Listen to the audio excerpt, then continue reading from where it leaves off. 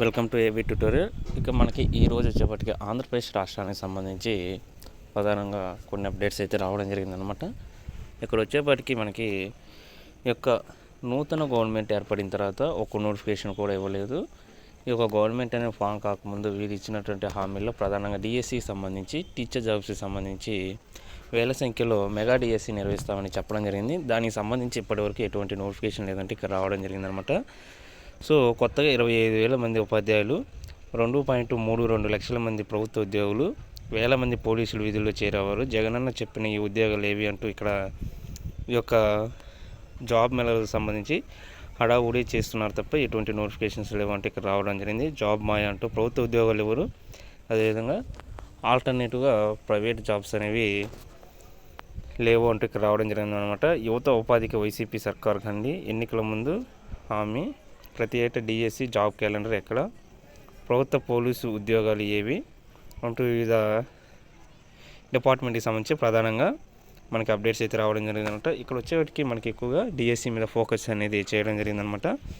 ఇక మనకి తెలంగాణ రాష్ట్రానికి చూసుకుంటే రీసెంట్గా 80,000 జాబ్స్ సంబంధించి ప్రతి డిపార్ట్మెంట్ నుంచి 1 by 1 అయితే నోటిఫికేషన్ అయితే రిలీజ్ అవ్వడం జరిగింది. ఇక్కడ వచ్చేవాటికి ఆంధ్రప్రదేశ్ రాష్ట్రానికి సంబంధించి ఈ యొక్క గ్రామ వార్డు సచివాలయాలకు సంబంధించి ఇప్పటికీ హెల్త్ డిపార్ట్మెంట్కి సంబంధించి అవుట్సోర్సింగ్ ప్రాతిపదికన కానీ ఇలా ఫిల్ చేయడం జరిగిందనమాట. ఇక రెగ్యులర్ నోటిఫికేషన్ సంబంధించిన వరకు అయితే ఒకటి కూడా లేదు. సో ఇక్కడ వచ్చేవాటికి రీసెంట్గా ఆచార్య నాగార్జున యూనివర్సిటీలో 15,000 మందికి ఉద్యోగాలు వచ్చేలా చేయడమే లక్ష్యమని దానికి సంబంధించి కూడా ఇక్కడ రావడం జరిగిందనమాట.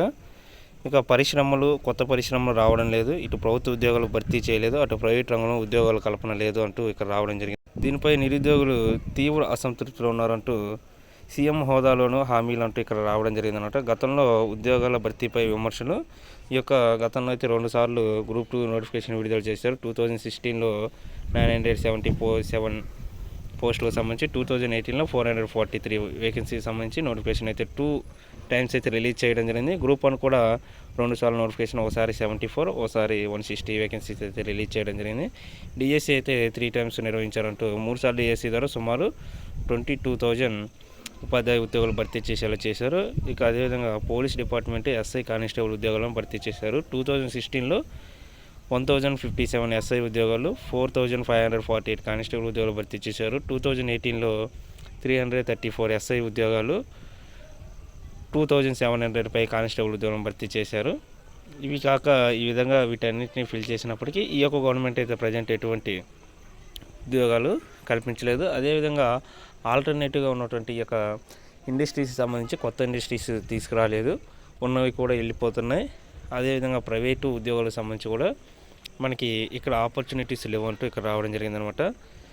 మనకి సుమారు గత ప్రభుత్వం అయితే ఈ యొక్క డిఎస్సి భర్తీ చేశారు 11,000 ఉపాధ్యాయుల పోస్టులకు సంబంధించి. తర్వాత 7,900 ఉద్యోగాలకు మళ్ళీ డిఎస్సి అయితే వేయడం జరిగిందనమాట. ఇక ఒక డిఎస్సి కూడా వేయలేదు ఇప్పటివరకు. ఉద్యోగాలు వేయకపోగా ఏకంగా 4,700 పైగా ఎస్జిటి ఉద్యోగాల భర్తీని రద్దు చేశారంటే దీనికి సంబంధించి కూడా ఇక్కడ రావడం జరిగిందన్నమాట.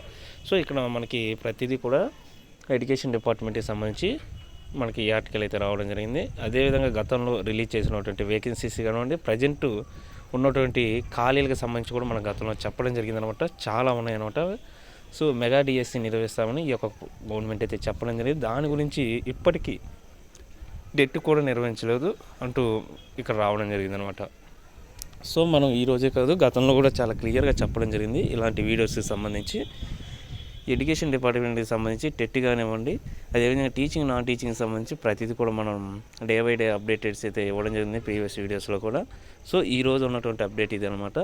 ఇలాంటి మరిన్ని లేటెస్ట్ అప్డేట్స్ కోసం ఈ యొక్క ఛానల్ని లైక్ చేయండి, షేర్ చేయండి, సబ్స్క్రైబ్ చేయండి. Thank you.